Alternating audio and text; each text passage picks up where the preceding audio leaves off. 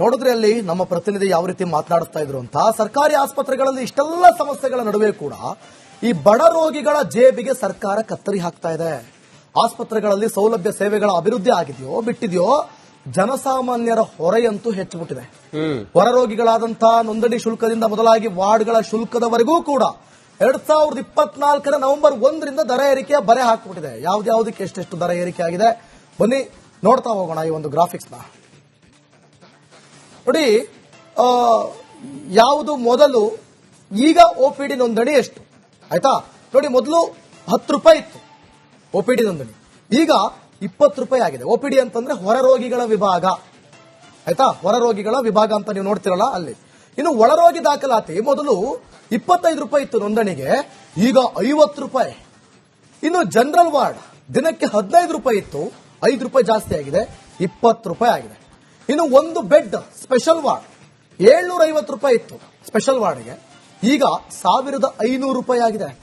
2 bed ಇರೋ special ವಾರ್ಡ್ಗೆ 750 ರೂಪಾಯಿ ಇತ್ತು ಹಳೆ, ಅದಕ್ಕೂ ಒಂದು ಬೆಡ್ಗೂ 750 ರೂಪಾಯಿ, 2 ಬೆಡ್ಗೂ 750 ರೂಪಾಯಿ ಹಳೇದು. ಹೊಸದು 1000 ರೂಪಾಯಿ ಏರಿಕೆ ಆಗಿದೆ. ಇನ್ನು ರಕ್ತ ಪರೀಕ್ಷೆ, ಸ್ಕ್ಯಾನಿಂಗು, ಲ್ಯಾಬ್ ಅಂತ 10ರಿಂದ 30%ಗೆ ಏರಿಕೆ ಆಗಿದೆ. 10%ಇಂದ 30%ಗೆ ಏರಿಕೆ ಆಗಿದೆ. ನಿಮಗೆ ಇನ್ನೂ ಬೆಸ್ಟ್ ಎಕ್ಸಾಂಪಲ್ ಹೇಳ್ತೀನಿ ರಂಜಿತ್. ರೀಸೆಂಟ್ ಆಗಿ ನಾನು ನಮ್ಮ ತಂದೆಯವ್ರನ್ನೇ ಗವರ್ಮೆಂಟ್ ಆಸ್ಪತ್ರೆ ಚಿಕ್ಕಮಗಳೂರಲ್ಲಿ ಕರ್ಕೊಂಡು ಹೋದಾಗ 100 ರೂಪಾಯಿ ಚಾರ್ಜ್ ಮಾಡ್ತಾರೆ. ಏನಕ್ಕೆ? ಜಸ್ಟ್ 2 ಬೆರಳನ್ನ ಹಿಂಗೆ ಸೇರಿಸಿ ಹಿಂಗೆ ಕಟ್ಟೋದಕ್ಕೆ 100 ರೂಪಾಯಿ ಚಾರ್ಜ್ ಮಾಡ್ತಾರೆ, BPL ಕಾರ್ಡ್ ಇದ್ರೂ ಕೂಡ. ಸೊ ಹೆಂಗೆ ಸಾಧ್ಯ ಇದು? ಈ ತರ ಮತ್ತೆ BPL ಕಾರ್ಡ್ ಅಂತ ಏನಕ್ಕಿರೋದು? ಈ ತರ ಜನಗಳ ಮೇಲೆ ಬರೆ ಹಾಕ್ತಾ ಇದಾರಲ್ಲ, ಸಾಮಾನ್ಯ ಜನರ ಪರಿಸ್ಥಿತಿ ಏನಾಗಬೇಡ. ಅಲ್ಲ, ಅಷ್ಟು ಹಣ ಕೊಟ್ಟು ಕೂಡ ಒಂದು ಯೋಗ್ಯ ರೀತಿಯಲ್ಲಿ ಚಿಕಿತ್ಸೆ ಕೊಡ್ತಾರ ಕೇಳಿದ್ರೆ ಖಂಡಿತ ಇಲ್ಲ. ನೀವ್ ಹೇಳಿದ್ರಲ್ಲ, ಎಷ್ಟು ಬೆಡ್, ಎಷ್ಟು ಅಲ್ಲಿ ಔಷಧ, ಮತ್ತೊಂದು ಮಗದೊಂದು ಎಲ್ಲ ಅಲ್ಲಿ ಇರೋದೇ ಇಲ್ಲ, ವೈದ್ಯರು ಇರೋದಿಲ್ಲ. ನೀವು ಹೇಳ್ತಿದ್ರಿ ಲಾಸ್ಟ್ ಟೈಮ್ ಒಂದು ವಿಡಿಯೋ ತಾವು ಮಾಡಿದ್ರಿ, ಮಾಡಿ ಎಲ್ಲ ಆಸ್ಪತ್ರೆ ವೈದ್ಯರೇ ಇಲ್ಲ, OPD ಇಷ್ಟೊತ್ತಿಗೆ ಡಾಕ್ಟರ್ ಬರಬೇಕಾಗಿತ್ತು, ಡಾಕ್ಟರ್ ಬರಲ್ಲ ಅಂತೇಳಿ ಹೇಳ್ತಾ ಇದ್ರಿ. ಮತ್ತೆ ಇವರು ಸರ್ಕಾರಿ ಉದ್ಯೋಗದಲ್ಲಿದ್ದಾರೆ, ಸರ್ಕಾರಿ ಸಂಬಳ ತಗೋತಾರೆ, ಜನರ ಸೇವೆ ಮಾಡಬೇಕಲ್ಲ, ಇದಕ್ಕೊಂದು ಇಲಾಖೆ ಬೇರೆ, ಇಲಾಖೆ ಇದ್ದು ಇಲ್ಲದಂತಾಗಿದೆ. ನಾವು ಬೆಂಗಳೂರಿನ ಆಸ್ಪತ್ರೆ ಚಿತ್ರಣವನ್ನು ತೋರಿಸ್ತಾ ಇದ್ವಿ. ಆ ಹೊಸ ಹೊಸ ಬೆಡ್ಗಳೆಲ್ಲ ಧೂಳು ಹಿಡಿದಿದೆ, ಆ ಇಕ್ವಿಪ್ಮೆಂಟ್ಗಳೆಲ್ಲ ಮೂಲೆಗೆ ಸೇರಿದಾವೆ, ಎಲ್ಲ ಇದೆ ದಿವಿತ್. ಆದ್ರೆ ಸಿಬ್ಬಂದಿ ಕೊರತೆ, ಆದ್ರೆ ವೈದ್ಯರ ಕೊರತೆ, ಆದ್ರೆ ಮೇಂಟೆನೆನ್ಸ್ ಕೊರತೆ, ಅಥವಾ ಸ್ವಚ್ಛತೆ ಕೊರತೆ, ಅಥವಾ ಬೇಕಾದಂತಹ ನಿರ್ವಹಣೆಯ ಕೊರತೆ, ಇದೆಲ್ಲದರಿಂದಾಗಿ ಇವತ್ತು ಯಾವುದು ಆಸ್ಪತ್ರೆಗಳು ರೋಗಗ್ರಸ್ತವಾಗಿದ್ದಾವೆ. ಇದು ಕೇವಲ ಬೆಂಗಳೂರು ಮಾತ್ರವಲ್ಲ, ನಿಮ್ಮೂರಿನಲ್ಲೂ ಕೂಡ ಇಂಥ ಸರ್ಕಾರಿ ಆಸ್ಪತ್ರೆಗಳು ಇದ್ದಿರಬಹುದು. ನೀವು ನಮ್ಮ ಜೊತೆಯಲ್ಲಿ ನಿಮ್ಮ ಅಭಿಪ್ರಾಯವನ್ನು ಹಂಚಿಕೊಳ್ಳಬಹುದು. ರಿಪಬ್ಲಿಕ್ ಕನ್ನಡದ ಧ್ಯೇಯವಾಕ್ಯವೇ ನಿಮ್ಮ ಧ್ವನಿ. ಜನರ ಅಭಿಪ್ರಾಯಕ್ಕೆ ನಾವೊಂದು ಮುಕ್ತ ಅವಕಾಶವನ್ನ ಕಲ್ಪಿಸಿಕೊಡುವ ರಿಪಬ್ಲಿಕ್ ಕನ್ನಡ ಈ ಜನಾಭಿಪ್ರಾಯ ಕಾರ್ಯಕ್ರಮ. ಅದರಂತೆ ನೀವು ನಿಮ್ಮ ಅಭಿಪ್ರಾಯವನ್ನ ಪ್ರತಿನಿತ್ಯ ನಮಗೆ ತಿಳಿಸಬಹುದು.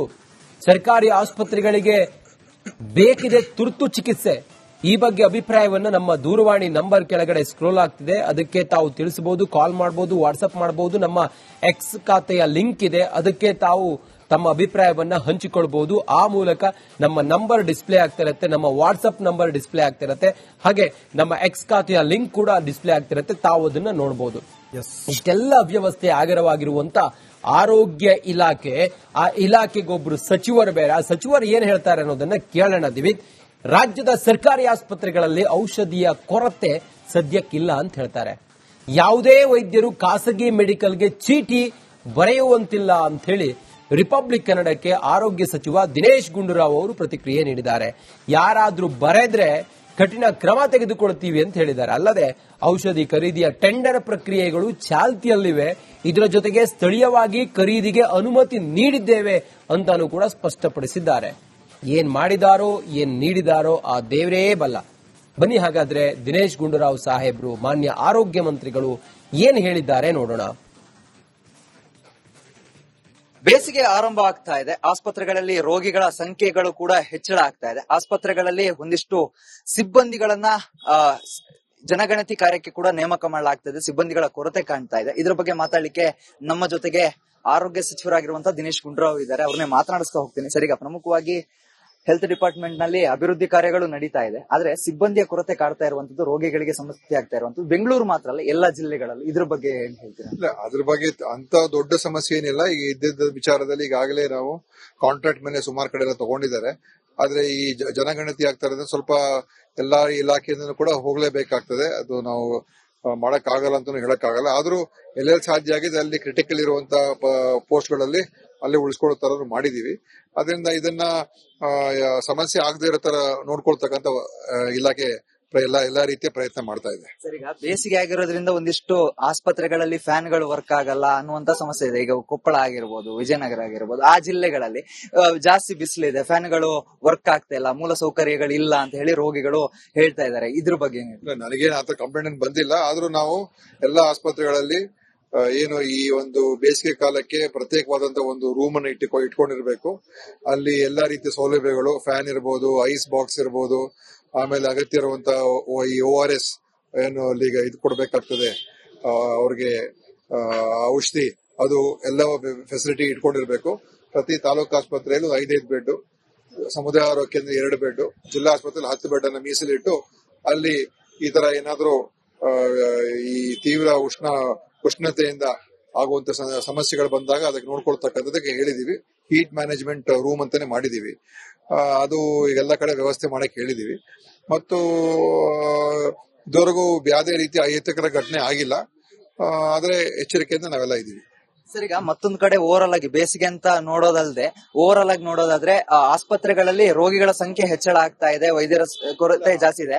ಆದ್ರೆ ಏನಾಗ್ತಿದೆ ಅಂತ ಹೇಳಿದ್ರೆ ಸರ್, ಬೆಡ್ಗಳು ಸಿಗ್ತಾ ಇಲ್ಲ ಒಂದಿಷ್ಟು ಪೇಷಂಟ್ ಗಳಿಗೆ. ಅವರು ಈ ನಮ್ಮ ವಿಶ್ರಾಂತಿ ಕೇಂದ್ರ ಏನಿರುತ್ತೆ ಅವುಗಳು ಇಲ್ಲ, ಹೀಗಾಗಿ ಫುಟ್ಪಾತ್ ಗಳಲ್ಲಿ ಮಲಗುವಂತ ಪ್ರಕರಣಗಳು ಇರ್ತವೆ. ನೋಡಿ, ನಮ್ಮದು ವಿಶ್ರಾಂತಿ ಕೇಂದ್ರ ಮಾಡೋದಕ್ಕೆ ಆಸ್ಪತ್ರೆಗಳೇನಿಲ್ಲ, ಆಯ್ತಾ.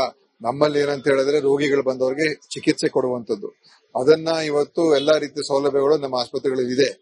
ಏನಾದ್ರು 100% ಸರಿ ಇರುತ್ತೆ ಅಂತ ನಾನೇನು ಹೇಳಕ್ಕಾಗಲ್ಲ. ಯಾಕಂದ್ರೆ ಅನೇಕ ಒಂದೊಂದ್ ಕಡೆ ಒಂದೊಂದು ಸಮಸ್ಯೆಗಳು ಇರಬಹುದು. ಆದ್ರೆ ಎಲ್ಲರಿಗೂ ಎಚ್ಚರಿಕೆಯನ್ನು ನೀಡಿದ್ದೇವೆ. ನಮ್ಮ ಕಮಿಷನರ್ ಕೂಡ ಎಲ್ಲ DHOಗಳ ಜೊತೆ ಒಂದು ವಿಡಿಯೋ ಕಾನ್ಫರೆನ್ಸ್ ಕೂಡ ಮಾಡ್ತಾ ಇದ್ದಾರೆ. ಮಾಡಿ ಅವ್ರಿಗೆ ಎಲ್ಲಾ ರೀತಿಯ ಬೇರೆ ಸಮಸ್ಯೆಗಳಿದೆ ಅದನ್ನ ಬಗೆಹರಿಸಿಕೊಡ್ತಕ್ಕಂಥದ್ದು ಕೂಡ ಮಾಡಿಸ್ತಾ ಇದ್ದಾರೆ. ಕೊನೆಯ ಪ್ರಶ್ನೆ, ಈಗ ಒಂದಿಷ್ಟು ಆಸ್ಪತ್ರೆಗಳಲ್ಲಿ ವೈದ್ಯರ ಮೇಲೆ ಗಂಭೀರ ಆರೋಪಗಳು ರೋಗಿಗಳಿಂದ ಕೇಳಿ ಬರ್ತಾ ಇರುವಂತದ್ದು, ಮೆಡಿಸಿನ್ ಗಳನ್ನ ಬೇರೆ ಕಡೆ ಹೊರಗಡೆ ಬರ್ಕೊಡ್ತಾರೆ ಅನ್ನುವಂತ ಆರೋಪಗಳು ಕೇಳಿ ಬರ್ತಾ ಇದೆ ಸರ್. ನೀವು ನಿರ್ದಿಷ್ಟವಾಗಿ ಹೇಳಿದ್ರೆ ಹೇಳ್ಬೋದು. ಒಂದಿಷ್ಟು ಆಸ್ಪತ್ರೆಗಳು, ಈಗ ಕೆಲವು ರೋಗಿಗಳಂತೆಲ್ಲ ಹೇಳಿದ್ರೆ ನಾವು ಉತ್ತರ ಕೊಡಕ್ ಆಗಲ್ಲ. ನಮ್ಮಲ್ಲಿ ಎಲ್ಲಾ ರೀತಿಯ ಅವರಿಗೆ ಔಷಧಿ ತಗೊಳ್ಳೋಕು ದುಡ್ಡು ಕೂಡ ಕೊಟ್ಟಿದೀವಿ, ಔಷಧಿ ಸರಬರಾಜು ಮಾಡ್ತಾ ಇದೀವಿ. ಎಲ್ಲಾ ಆರೋಗ್ಯ ಕೇಂದ್ರದಲ್ಲಿ ಯಾವ್ದಾದ್ರು ಔಷಧಿಗಳು ಕಮ್ಮಿ ಇದ್ರೆ ಅದು ಅವ್ರಿಗೆ ಹಣ ಕೂಡ ಕೊಟ್ಟಿದ್ದೇವೆ, ಅಲ್ಲೇ ಖರೀದಿ ಮಾಡುವಂತದ್ದು. ನಾವೇನ್ ಕೊಡ್ಬೇಕಾಗಿರೋ ಔಷಧಿಗಳು ಅವ್ರಿಗೆ ಕೊಡ್ಲೇಬೇಕು, ಹೊರಗಡೆ ಬರೀ ಆತರ ಕಂಪ್ಲೇಂಟ್ ಬಂದ್ರೆ ನಾವು ಆಕ್ಷನ್ ತಗೊಳ್ತೀವಿ. KSMCL ನಿಂದ ನೇರವಾಗಿ ಔಷಧಿಗಳು ಸಪ್ಲೈ ಆಗ್ತಾ ಇಲ್ವಾ ಸರ್? ಯಾಕೆ ಕೊಡ್ತೀವಿ, ಅವ್ರ ಹತ್ರ ಕೂಡ ದುಡ್ಡು ಇಡ್ತೀವಿ. ಎರಡು ಕಡೆನೂ ಮಾಡ್ತೀವಿ. ಯಾಕಂದ್ರೆ ಒಂದೊಂದ್ಸಲ ಟೆಂಡರ್ಗಳು ಲೇಟ್ ಆಗ್ತದೆ, ಟೆಂಡರ್ ಕೆಲವು ಕಾಂಪ್ಲಿಕೇಶನ್ಸ್ ಬರ್ತದೆ. ಅದರಿಂದ 2 ತರನೂ ಇರ್ತದೆ. ನಮ್ಮ ABRK ದುಡ್ಡು ಅವ್ರ ಹತ್ರ ಇಟ್ಟಿರ್ತೀವಿ. ಏನಾದ್ರು ನಿಮ್ಗೆ ಔಷಧಿಗಳು ಇಲ್ಲದೆ ಹೋದ್ರೆ ತಗೊಳ್ಳೋದಕ್ಕೆ ಆ ವ್ಯವಸ್ಥೆನೂ ಆಗಿದೆ. ಸೊ ಅದರಿಂದ ನಾವು ಅದಕ್ಕೆ ಅಧಿಕ ಅಮೌಂಟ್ ಕೂಡ ರಿಲೀಸ್ ಮಾಡಿದೀವಿ. ಜನರಿಗೆ ಒಟ್ಟು ಔಷಧಿ ಸಿಗಬೇಕು, ಅದನ್ನ ಮಾಡುವಂತ ವ್ಯವಸ್ಥೆ ಮಾಡಿದೀವಿ. ಇದಿಷ್ಟು ದಿನೇಶ್ ಗುಂಡ್ರು ಅವರ ಮಾತಾಗಿರುವಂತದ್ದು. ಕ್ಯಾಮರಾ ಪರ್ಸನ್ ಧನುಷ್ ಜೊತೆಗೆ ಚರಣ್, ರಿಪಬ್ಲಿಕ್ ಕನ್ನಡ, ಬೆಂಗಳೂರು.